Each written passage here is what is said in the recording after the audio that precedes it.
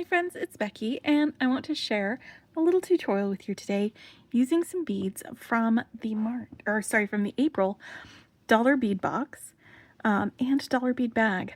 I'm going to be using some of the fire polish beads that came in the Dollar Bead bag as well as the beads in the Dollar Bead Box for this month.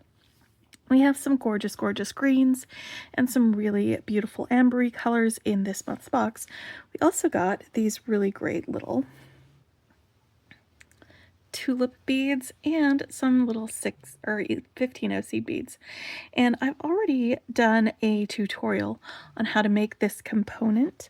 That tutorial was for making some earrings like these, but you can also use them as another little bit in, say, a necklace. So I'm going to be doing an asymmetrical lariat style necklace, and so I'm going to be making my little lariat loop using this dragonfly coin bead, and then on the little dangly part I'm going to have my little tulip on that end.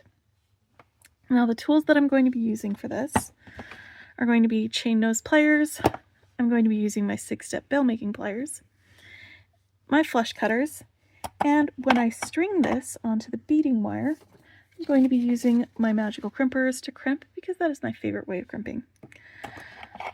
I'll be using, for my other materials, some 20 gauge wire to make my loop for the lariat, and then I'll be stringing onto some medium beading wire. I love soft flex beading wire, it's my favorite, and this bone color is pretty much the same color as these little white parts in these beads, so it will blend very well with the rest of this.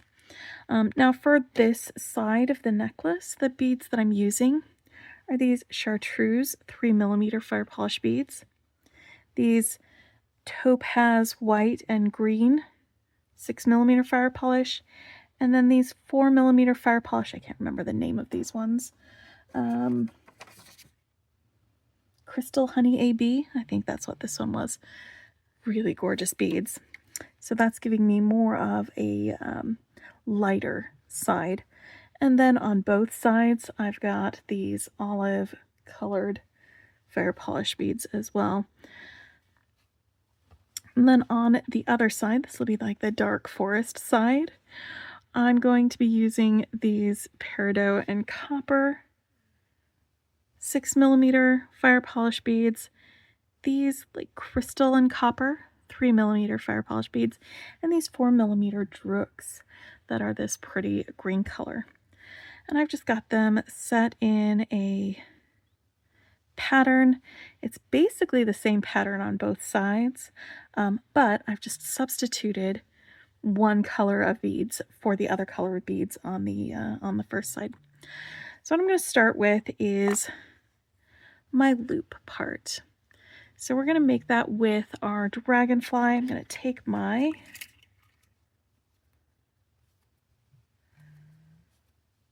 wire, and when you pick the wire for this is 20 gauge wire.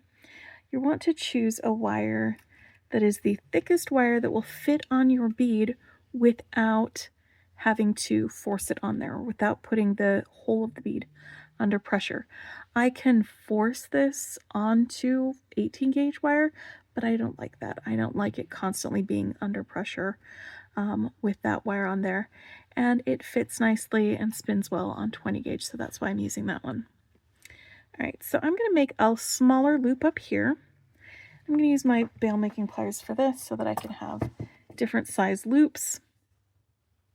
It doesn't need to be a large loop on this side, so I'm going to use my smallest loop for that. All right, to do that, I want my smallest loop in front of me, and I'm going to just 2.5 inches down from the end or from the top. I'm going to bend it back with the pliers, and then I'm going to take this part and bend it over the top of that smaller loop, open the jaw of my pliers and rotate it, and keep going. So now I've got a little loop like this. Let's make this a wrapped loop by holding onto it with my chain nose pliers, pushing it around the neck a couple of times. Once that's wrapped like that, you can take your flush cutters right up against the end, hold on to your wire, and then cut off your excess wire. Okay, we figured out where that was. Got that going. All right, so I've got that first loop done. I'm going to actually go down about 4 fingers down because I'm making a larger loop than I normally do. Move that out of the way because it is a menace while I'm trying to do these. There we go. And now I want to make a large loop, and to do that I'm going to use the largest loop on my bail making pliers. So let's turn this to the side,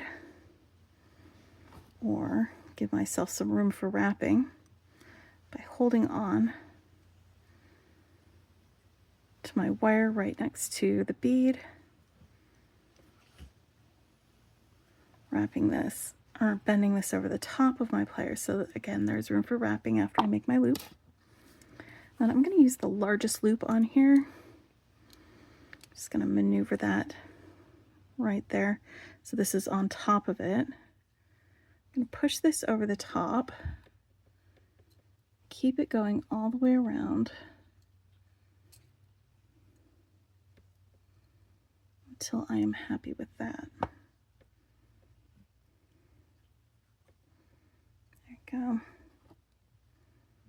Now I can hold on to my loop and do my wrapping. You can use a second set of pliers if you want to for this part and hold on to this end instead of use your fingers with it like I am doing. There we go.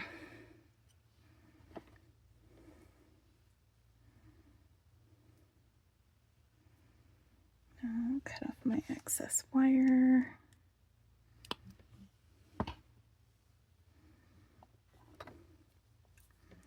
Just going to tidy up this wrap a little bit. And now this loop, I'm going to want this to be work hardened a little bit before I move on. You can use a bench block and a hammer in order to work harden it, or you can squeeze it in between your pliers if you have some flat pliers. I've got these flat nose pliers that are fantastic for work hardening some of my metal. I just put it right there in the pliers, give them a good squish, and it helps work harden my loops like that, so that's not going anywhere. All right, so now that I've got my loop done, I'm gonna move these tools out of the way, get my beading wire out. I'm just going to estimate how much beading wire I will need, and if I overestimate, I'm okay with that. I would much rather have more than I need than not enough. Also make sure I have enough for crimping on either end. And I'm going to crimp this end onto my dragonfly right here. That means I'm going to go through my crimp with my beading wire, and then go through the smaller loop, go back through the crimp,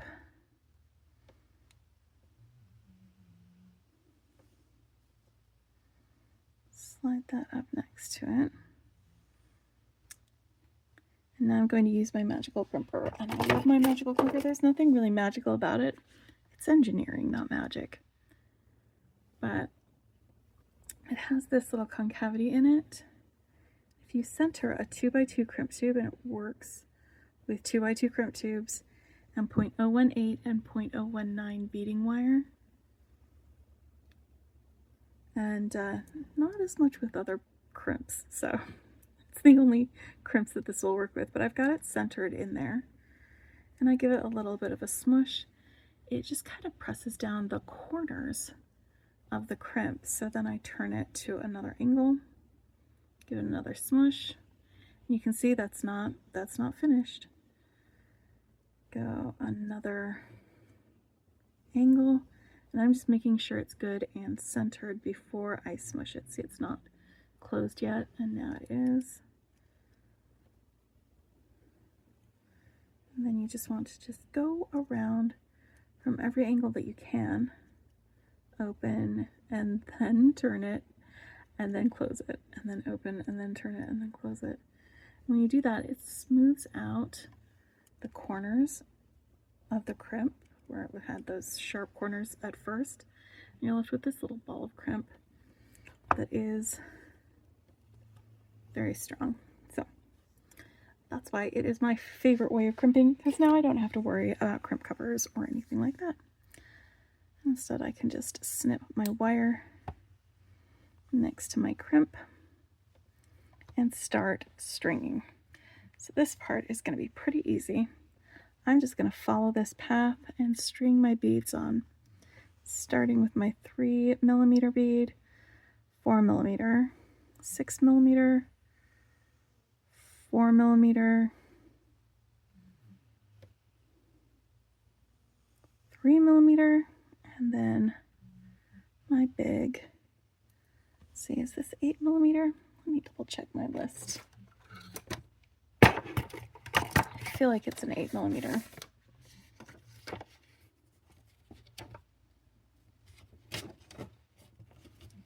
That's what it feels like to me.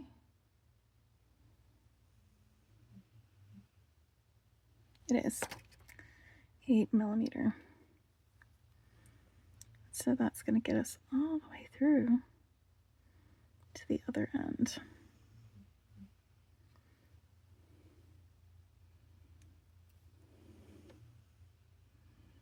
And I've got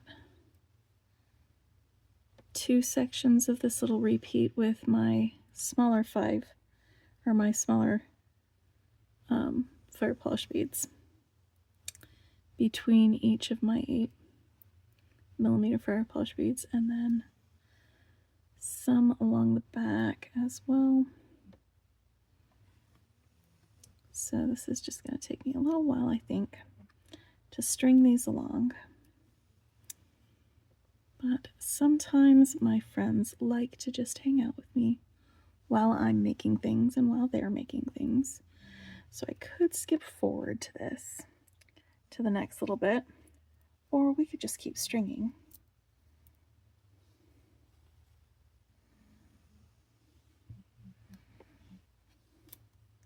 Until we're ready to stop.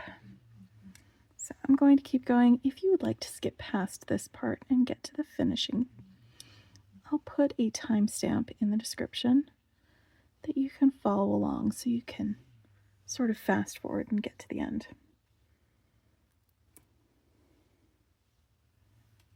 This isn't everyone's cup of tea. And it doesn't need to be. I think that's the lovely part.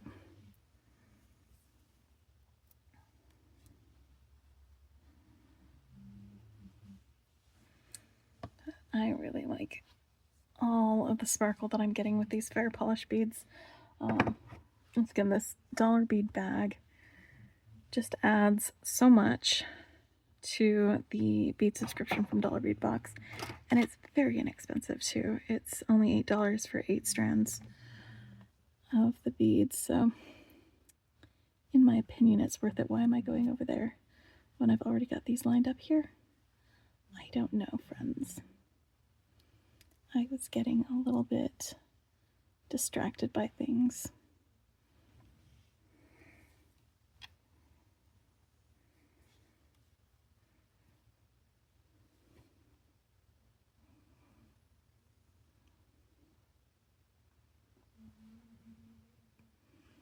This Dollar Bead Box was inspired by growing things, because spring has sprung and everything is new again, including the grass in the backyard, y'all. It is just way too long and desperately in need of a cut, so that is going to be happening this week. Got so much tall grass out there. It's funny how you might go for a month in the winter time without doing a lawn mow. And for folks who are in areas where you get snow, you probably go a lot longer without that than for folks in areas like where I live, where, the grass is going to keep growing even in January. But it does grow slower than it does during the summer months. So that's one of the adjustments for seasons. Same as getting the air conditioning running again, changing the filters, making sure it's working, calling the repairman when it doesn't, shelling out for that so you can be comfortable during the summertime. It's all part and parcel.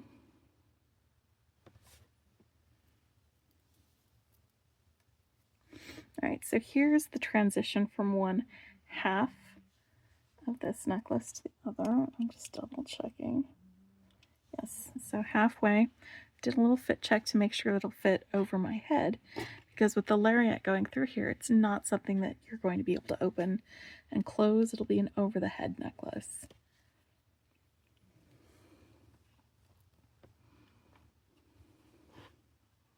I think with these like peridot copper ones, they feel almost root beery in a sort of a way. I like that though. I like that amber with the green. It's very woodsy.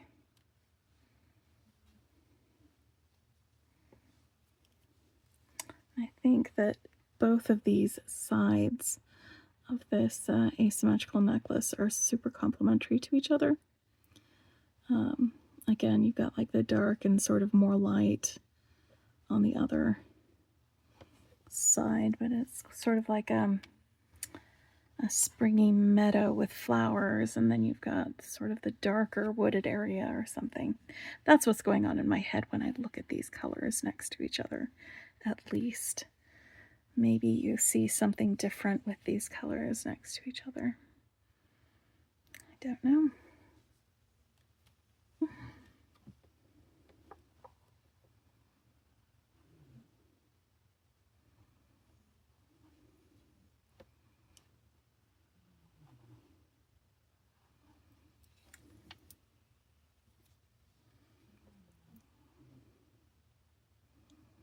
We are having a fun time working with these.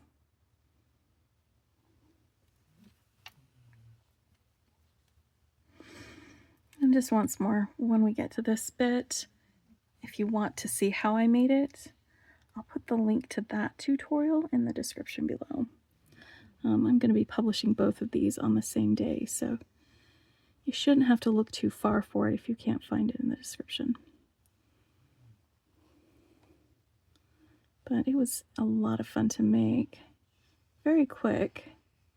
This is a pretty quick project too, but I broke it up into two sections because, what if you didn't want to do the stringing, you just wanted to make this component? Then you don't have to, sit through this whole thing or fast forward through this or that. You could just watch a really quick, less than 10-minute video and make yourself some of these.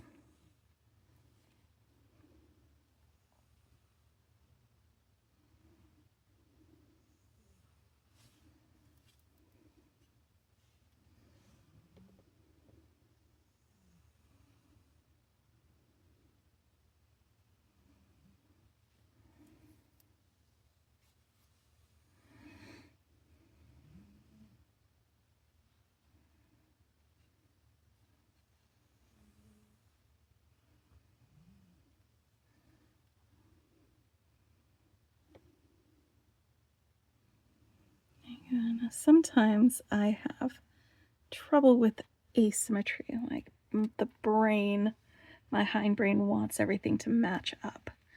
And so this sort of exercise where you've got similar beading patterns using similar size beads but different colors, maybe a different shape but the same size. Um, that can help when you're trying to explore or challenge yourself with asymmetry. My I have one too many of these right here. Let's get that moved out of that way. I think I needed to have one more of these up here. That's all right. I don't think that we were meant to. Actually, I've got two more.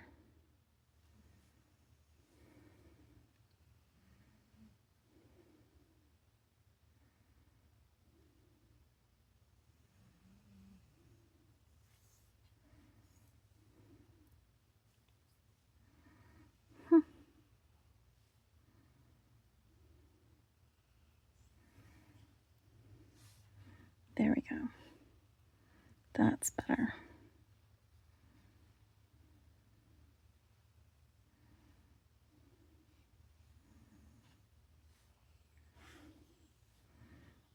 But yeah, it's going to be offset just a little bit.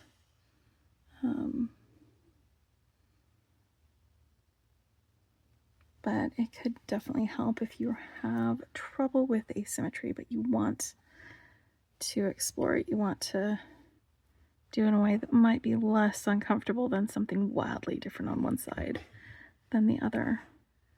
Just having subtle differences between each side of a strand can be really fun.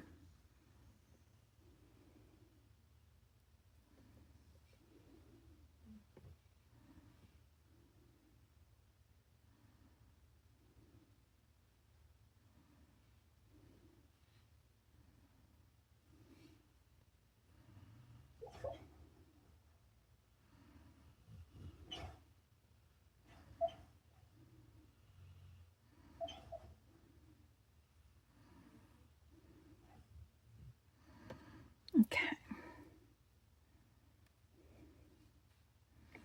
Now, where I'm at here, this probably is going to need to be extended a little bit longer. Let me double check. Yep. So that's where those extra ones that were between my 8mm beads, this is on this end that it's going to need to be for these beads. So that we've got that length over here. So it is offset. It's not going to be matching up entirely, which is totally okay. Don't worry, guys. You can handle it not matching up entirely. It's the purpose of asymmetry, is to challenge yourself. Just sit and be a little bit uncomfortable with it not matching up. Just let it be. Let it be. All right.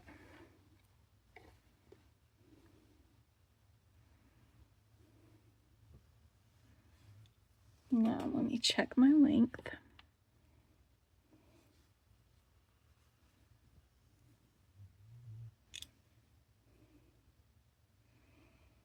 All right, I need another repeat, just one more. Probably. It's important if you have a claspless necklace that you be able to fit it over your head.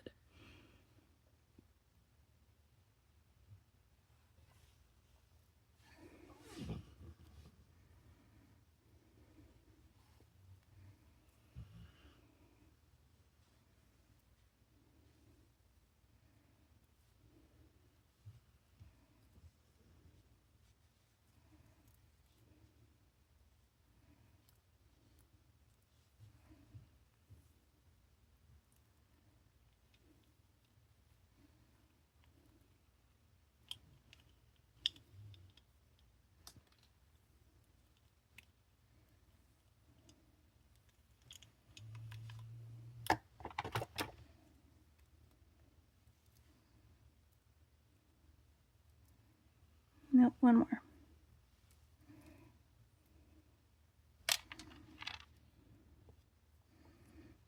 still not long enough. And I sort of lost some of my beads off that end.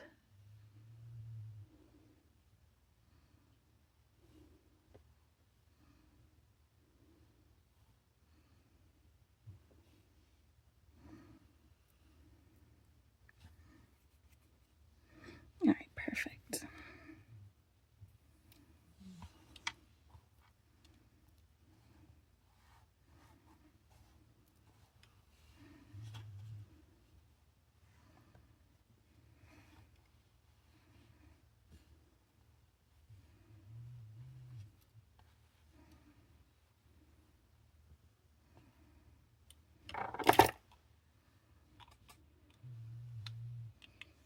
Alright, so now this is going to be the end of my lariat. So I am going to need to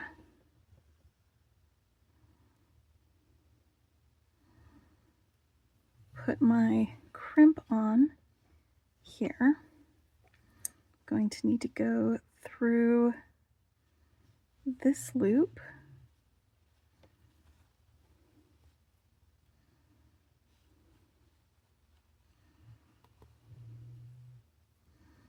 And then attach, let's just scooch that along, shall we? Then attach this little ring. Now this is a closed ring like I did with my earrings. You can do this with a jump ring, just make sure it's closed really well. That one doesn't have any split in it or not anything like that. And I can go back through my crimp.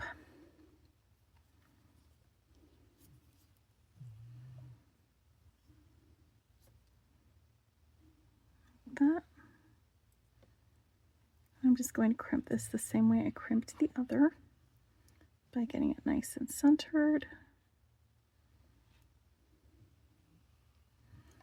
Make sure there's enough room between the crimp and the bead next to it to be able to fit these. Try and get at it from different angles.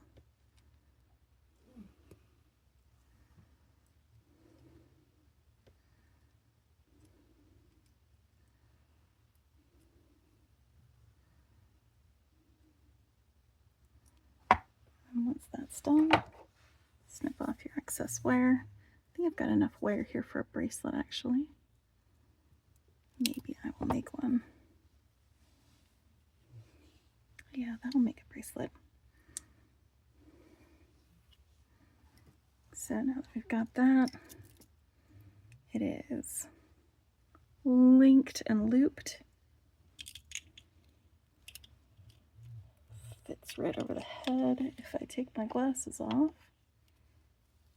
Oh, perfect, yep. And then one end is a little more dangly than the other.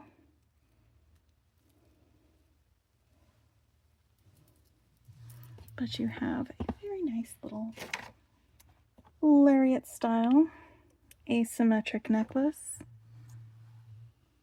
There we go. Using some of the beads from Dollar Bead Box and Dollar Bead Bag. And like I said, I also made these earrings using the same thing in a separate video. And I'll link to these in the description as well. Until next time, happy beading.